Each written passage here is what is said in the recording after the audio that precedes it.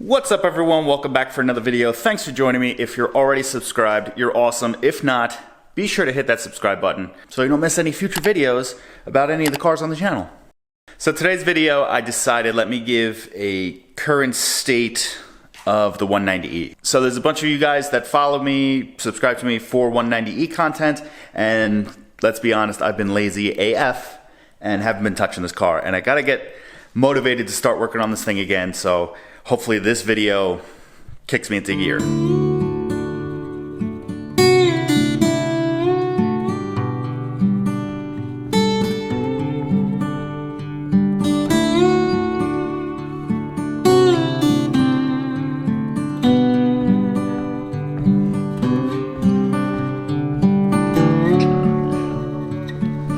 So here it is.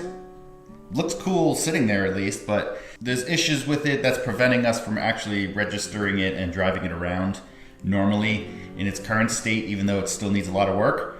We're gonna discuss some of those issues in this video. So from some of the random B-roll you saw, you could see it's just, this thing just became like a workbench slash storage unit at this point, with like sweaters and stuff on the wing, and the wing for the E36 is sitting on it, still unfinished because I hate doing body work, but I'm trying to motivate myself to get that finished, which I probably just need to spray some paint on it at this point. I think all the imperfections are out, but talk about the 190E. Needs a lot of work and finishing. So let me open this garage door because we're gonna start the car up because that's one of the main issues, and I guess we'll discuss what I think and why it's not fixed. So if you go back to one of the other videos, I installed this little disconnect on the battery, and it has actually been saving the battery lately, so not too bad. One of the things that I think is the issue is the power steering pump. I think that's the crazy noise that you're gonna hear in a second. And then something with the idle lately, I don't know if it's just like a cold start, maybe it's old gas, I don't know what the issue is, but it hasn't been wanting to idle until it kind of like warms up a little bit. So you'll hear it in a second.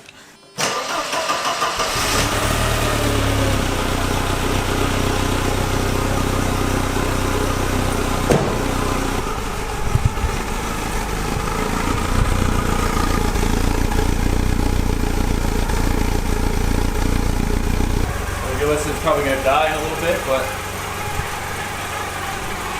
I hear this really loud, annoying noise. I think it's the power steering pump, which,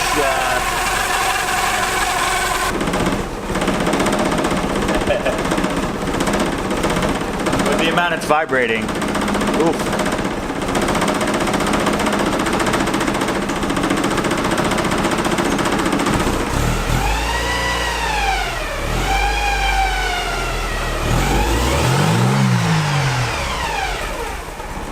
It just died.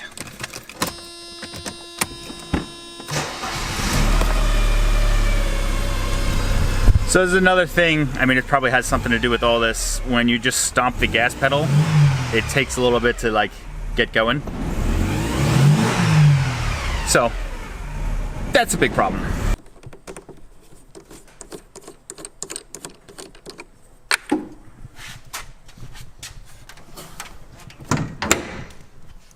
Now that we went over the problems with the powertrain part of it, just go over some of the body kit issues, which these are expected because this EVO 2 kit fits like complete garbage, and I don't recommend it. It's a Duraflex kit. I forget where I got it from. Don't get one. Everyone that I've spoken to that has one, all of them came trashed. Mine seem to have come in slightly better condition than other people's, but complete garbage, and fitment complete junk. So, well, I already closed the garage door, but we'll try to look at the front quick, which these are some of the issues we've been dealing with. There is a piece that goes here that I don't know where I placed it, but as you see, let's actually close the hood. As you see some of these gaps, like this gap is gigantic here. Not too happy about that, but we can deal with that. I did make a video, I'll post it in the top corner, about making a spacer for the fender to actually pull this out a little bit so it fits a little better, but bumper, there's a fender flare for the front that goes on, but I don't want to use it. But bumper, you could see that gap there. it is what it is. Moving back, the side skirts here. So side skirts fit okay, as you can see. It's probably supposed to follow this body line, and you can see it's back a little far, whatever. There is a plastic panel like these for here that I'm probably gonna put back on because I'm gonna have to bridge the gap from the stock piece to the side skirt. Or I could use the fender piece that came with it, which I cut up already, to figure something out for that space, but that's the eventual. Now we're at the rear of the car. So once again, the side skirt is supposed to follow this body line, and you can see there's probably close to an inch difference that I'm gonna have to figure out here. And then this fender flare. So this fender flare, as you see, we're close to here. It's not perfect there. Then we follow it a little bit, and then this is where it starts to come off, and it doesn't follow this body line at all. So we need to bridge this gap also somehow. Now this other thing with the rear, it's probably suspension related because I think this is the actual design of it. So I got to figure out a way to lower the car a little bit more. But I don't like how high this wheel gap is, but that's kind of just how it is. I need to bend up the old fender and seal it off. I never got around to doing that, but got to do that. I don't know if there's a way for me to make this come a little bit lower by adding like fiberglass or something.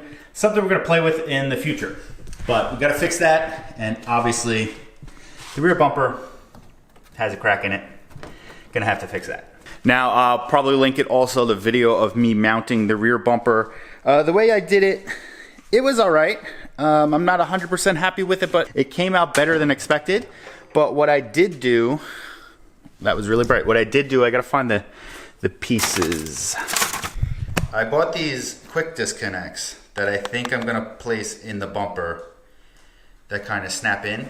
That's a different one than I used on my 240SX, which I'll link that video somewhere else. It's a quick disconnect thing that kind of blends in a little bit better, but it has a little push in the center to snap it off, to pop it off. So I'll link that somewhere. You can watch that video. It's a cool product. Probably have the product link down below also if you want to pick that up. But I'm probably going to remount the rear bumper with that. I think I'll like it better than the way I have it now, which is, if I remember correctly, I made a bracket and then I put these screws into the bracket to hold it in. So you could see these screws obviously no good, but it is pretty solid. So these fender flares, we had to trim a bunch off just to get it to fit somewhat snug to the body.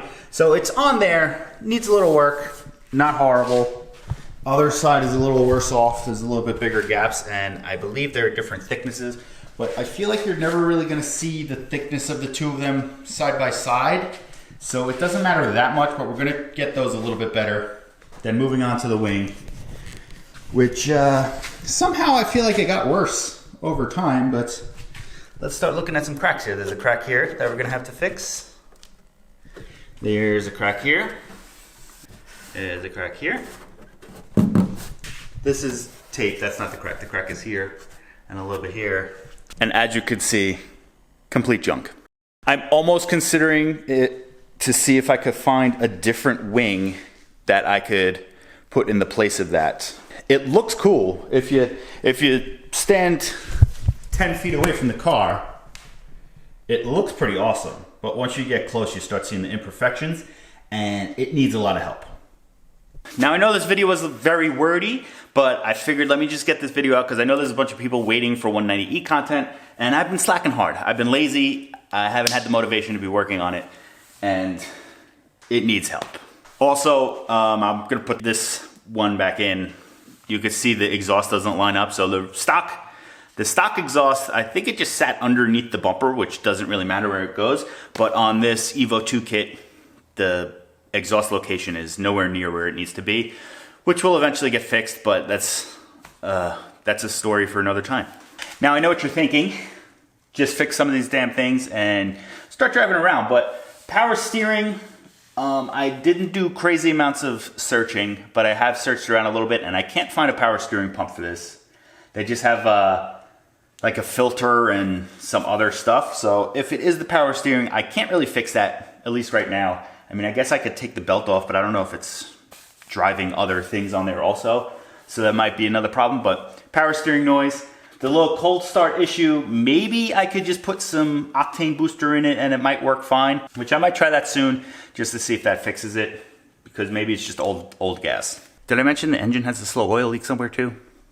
That also. Now for one of the big questions I've gotten in the past. I have discussed that we are planning on engine swapping this. So since I've been slacking so hard on this, I'm gonna let out a little bit more information about the engine swap that we're considering, because you guys have been pretty patient with me. So one of the things, this is my wife's car, this isn't my car, but I'm doing all the work on it, and one of the stipulations on all of this is that it has to stay automatic transmission. Now I know what you're thinking, that you could just grab any Mercedes Benz stuff and swap it in, automatic transmission, blah, blah, blah, and it'll probably be pretty easy. But since I like to make my life hard, we're thinking of doing an engine swap from a completely different car, and kind of the thing that I have to work out is I want to buy a wrecked car off of like Copart or one of those websites, so I have the full car and engine, harness, transmission, TCU, ECU, all that stuff I want to have,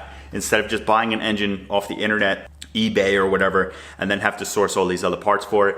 So I'm thinking to buy a wrecked car from one of those auction sites. In my mind, the end goal with the car would be to have basically the car we bought be in this car with just this body. I guess some of the other stuff you would have to keep, like probably like differential and axles and stuff like that. That's too far into the future for me to even think about at this moment. We don't even have the donor car yet. I don't know if I mentioned it. One of the things with it being automatic transmission, I would like it to be somewhat fun for myself also. One of the things I would like to bring to this whole thing is that the car hopefully has paddle shifters at least. And if not, you could at least shift it from the transmission selector. That would be goals. Now the swap we're considering doing is not a very, as far as I know, it's not a very common swap.